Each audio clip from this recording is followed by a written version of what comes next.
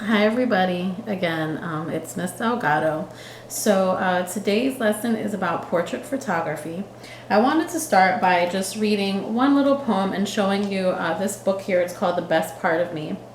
And this is really the inspiration of this project. The idea is there are photographs of youth in different ways. And then they're writing poetry or words inspired by the photographs. So I wanted to start by just reading one. So this one here is called, or this one is a picture of somebody's arms. I need my arms to pick up my little brothers and throw them on the bed. But when they get up and they try to kick me in my head when I'm sleeping in the bed. But they can't as long as I have my arms over my head. So I just wanted to use this as an opening for our lesson today. I'll definitely read a couple of more for our next lesson, but I just wanted to open up so this way you could kind of get an idea of where our project is going. Hopefully now you have a better understanding of how to hold your camera, how to compose a picture, meaning like if you see something standing vertically, that instead of holding your camera horizontal, that you're actually moving it more vertical. Hopefully you also are getting a better understanding of these artistic movements. So, if you want to kind of get something to look a little bit bigger, that maybe you're using a worm's eye view. If you're trying to show detail to something, you're getting a little bit closer. Because we're going to be building on the skills. I call this a sandwich. So like when we first started, we learned about camera functions.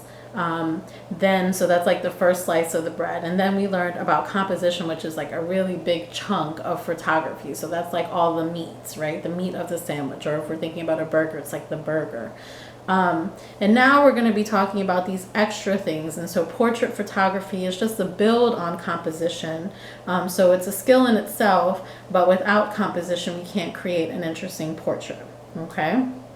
So portraits, right? What is a portrait? So a portrait is a picture of a person or people, right? So if it's a self-portrait, then that is going to be a picture of you, right? We call those selfies now. The way that Miss Delgado tries to break portrait photography down is by talking about two styles of portrait photography. One is what she calls the traditional or far away style, right? So the idea is that you're capturing people from a more traditional standpoint, right? A traditional way of taking pictures. And then the other way is the other style of portrait photography that she talks about is unique or close. So the unique style portrait is the idea of capturing a picture of a person in a different way, in a way that you're not maybe used to seeing, right? But in a way that could really capture a viewer or make your picture most interesting. So let's go into the documents, all right? So we'll start with far and traditional, actually. So for far and traditional, and this is in your classroom handouts, it says, this picture is of someone from the top of their heads to their shoulders, or can be the entire person as well. There's always some type of background in this type of picture. So remember to be mindful of what background it is. Okay, so if you look here, it's hard for me because Miss Delgado is really not a very traditional person. She's very different in her ways. And so her photographs, even for traditional style pictures, are a little bit different. But just think about like a school picture, right? Or a yearbook picture. It's generally a picture of someone from their head to their shoulders, maybe their head to their torso, or their entire body. But in these photographs, you're going to always see backgrounds. So make sure that you're being mindful and thinking about that. So if you're taking a picture of yourself in a traditional way, or if you're taking a picture of somebody else in a traditional way, make sure that you are talking to them. Make sure that the background is something that you want, so that make sure you're kind of moving them somewhere. Maybe the background is meaningful, so maybe there's a family portrait that you have in your home and someone is standing or sitting next to that. Or maybe there's a really vibrant colored wall in your house that is, you know, significant to your family or to somebody in your family, and you're standing against that wall, right? So just make sure that you're being mindful. You can see the examples a little bit better when you're looking at the document close up, but these are my examples of traditional type portrait photography. Okay, so the next style is called unique or close. So the idea is here, this picture is where part of the face or body is taken close up. Some examples are eyes, mouth, hands, feet, and hair. If there is a background in this type of photograph, more than likely it's going to be blurry. And that's because when you bring the camera closer to something, the eye focuses. Just like if we were to take and point, if we were to put our finger out and look and focus right at our finger, what happens is the background gets blurry and the finger becomes more defined or clear. So when you're taking close-up when you're taking unique style portraits, the idea is, one, you're focusing on just a part of the person. So I would say for you, if you're taking a unique portrait of yourself, that you're thinking about the things that are unique to you. Maybe your hair is unique to you. Maybe your jewelry is unique. So taking a picture of your ear, or taking a picture of your hands with rings. Maybe your nails are unique. So again, maybe your hands. Maybe your different types of shoes that you wear are unique. So taking a picture of your feet, right? So finding these sort of pieces or parts of people, so not the whole, but just pieces or parts. So if you're doing a face, just the eye maybe, or just the mouth. If you're doing a body, it's just, you know, the hand or the arm or the knees. Maybe you're a good runner, maybe you're into sports, and so that's something that you're thinking about doing. And so when you're taking these pictures, you are going to be taking them more close up, and so the background is going to be a little bit blurry. Now, one thing I do want to say, when you're just some reminders when you're taking your pictures. So please, I know that it's sort of a trend now for youth to stick their tongues out or to have fish faces when they're taking pictures. If you could try to limit those pictures, because those are kind of more snapshot style photographs.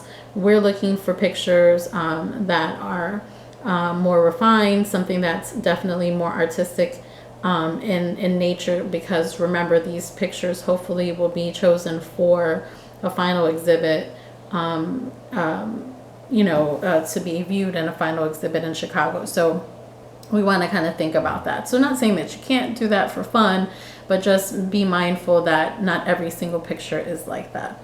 And if you are taking a picture of yourself and you need someone to help because you can't see the screen and you want to make sure that that the picture is looking a certain way, that is totally fine to have someone help you, even kind of move your hand and look in the screen for you, but you should be taking the picture. So you should be the one that's pressing the shutter button to take the photograph, because if you're not taking the picture, so if you give your camera to somebody to set them up and take a picture of you, then it's not their picture. It's not your picture, it's their picture on your camera.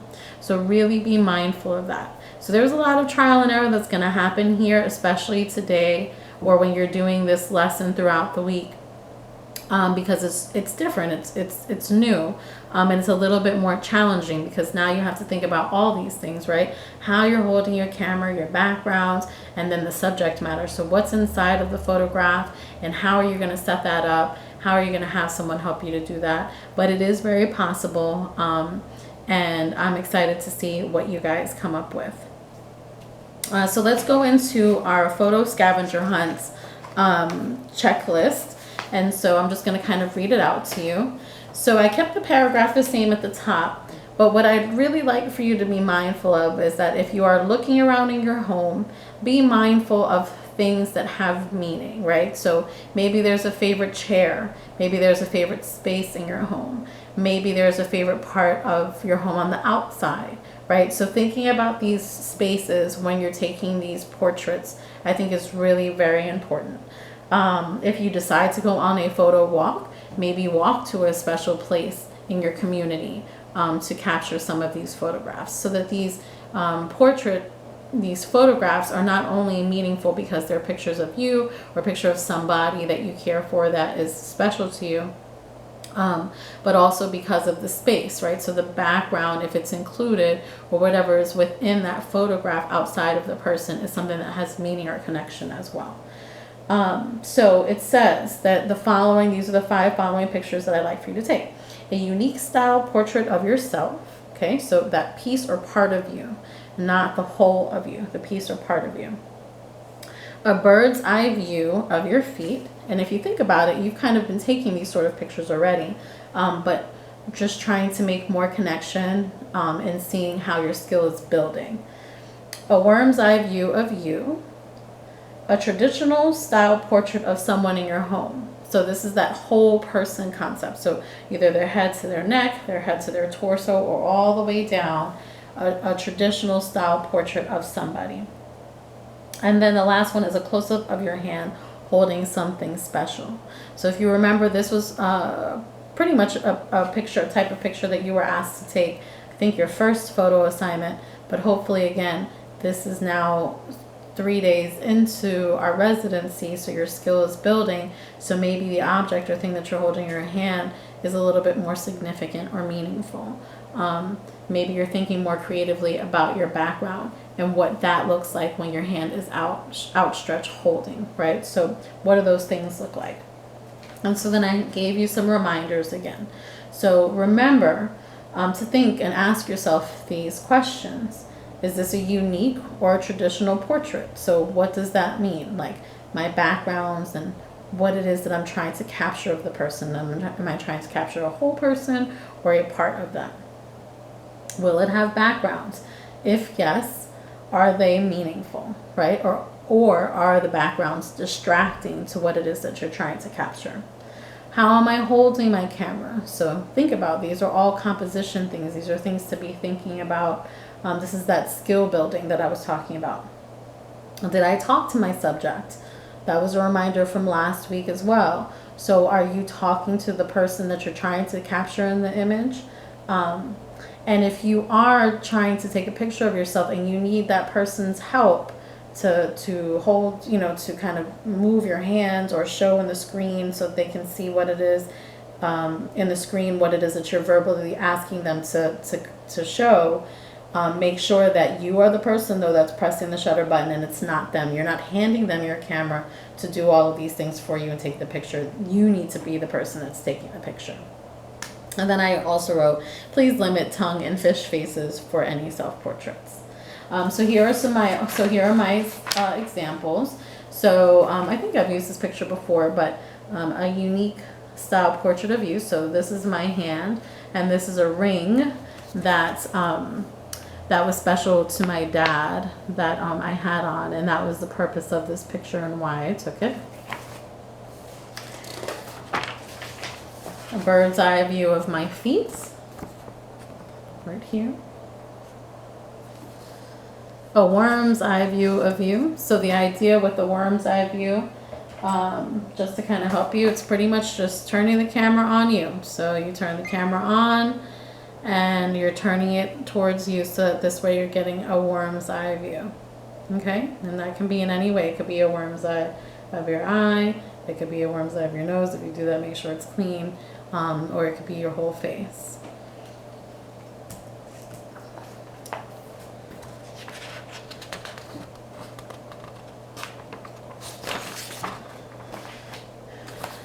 And then a traditional style portrait of someone in your home.